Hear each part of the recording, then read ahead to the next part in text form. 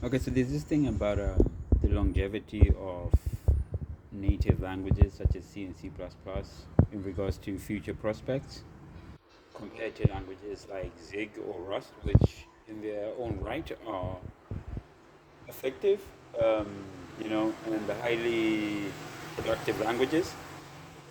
The issue with it with me is that, I'm in no rush in essence. I feel that I will, within myself, inherit legacy code bases.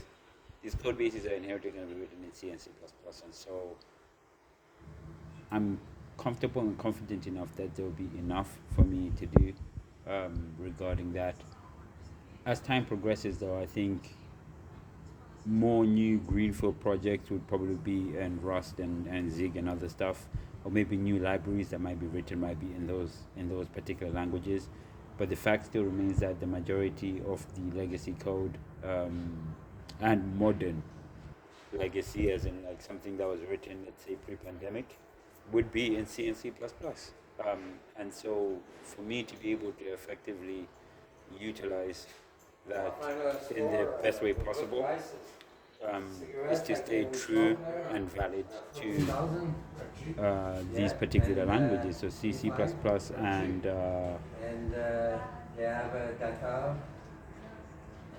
C, C++, and Python in general. Perfectly fine, and a bit of Golang. This should be adequate enough for me to be able to do what it is that I feel or that I intend to do. And if I really want to get into application development, there's always Flutter. And so, in mastering just these and then focusing on software architecture and maintainability will ultimately um, keep me busy enough for the longest amount of time. But I feel like, yeah, these other languages are valid and warranted, and maybe in the future at some point it's something that I might delve into. But for the next few years, I highly doubt it, and I still feel like I'm gonna stick to what I have, and even having C and C++ as a base still means that I can be a DevOps engineer for all the other languages, the newer ones as they're coming out. I don't have to be actively developing those languages, but I can be a DevOps engineer for those particular languages. And C++ is on Mars.